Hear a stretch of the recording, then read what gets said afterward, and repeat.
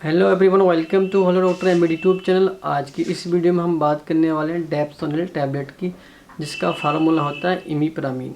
तो सबसे पहले हम बात करेंगे इस वीडियो में इसकी क्लास क्या है, इसका यूज़ क्या है, इसकी डोज क्या है, इसका इंट्रैक्शन क्या है, इसके कॉमन साइड इफ़ेक्ट क्या है।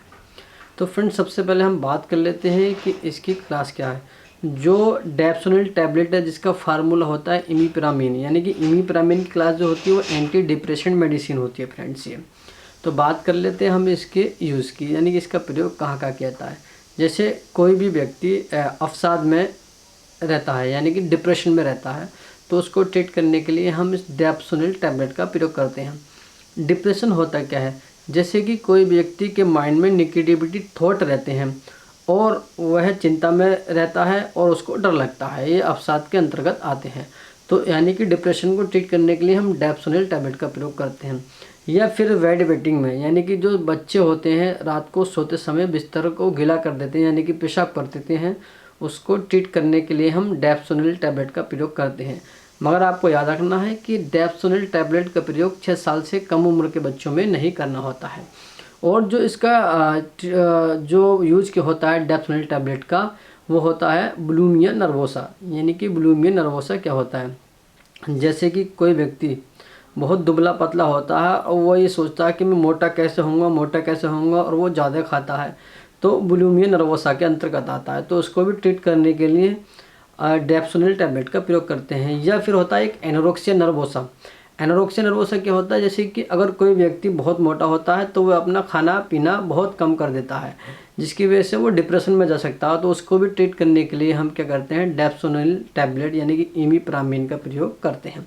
बात कर लेते हैं हम इसकी डोज की, यानी कि इसकी जो डोज होती है वो होती है 25 mg दिन में 3 बार, यानी कि 25 mg सुबह, 25 दोपहर और 25 शाम को। और हम इसको बढ़ा करके 100 mg कर सकते हैं। 100 mg सुबह, 100 mg दोपहर, 100 mg शाम को कर सकते हैं।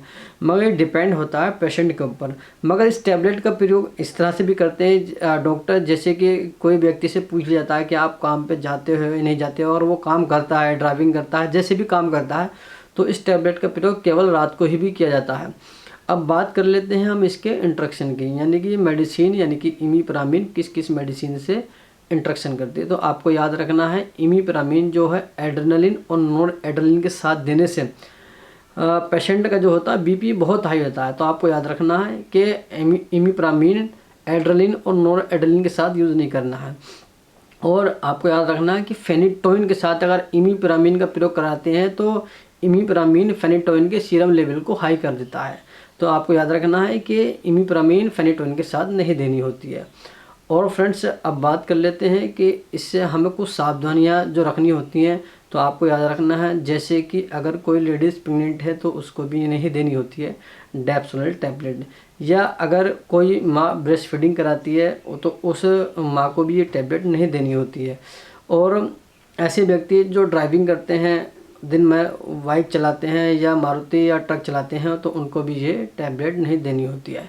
तो अब बात कर लेते हैं इसके कुछ कॉमन साइड इफ़ेक्ट के, यानी कि डेप्सोनिल टैबलेट के कुछ कॉमन साइड इफ़ेक्ट दे गए हैं, जैसे कि मुँह का सूखना है, ड्राई माउथ, कॉन्स्टिपेशन यानी कि कब्ज का हो जाना, या पेशाब जो है यूरिन रिटेंशन यानी पेशाब का कम आना होना, यानी पेशाब का कम आना यूरिन रिटेंशन कहलाता है।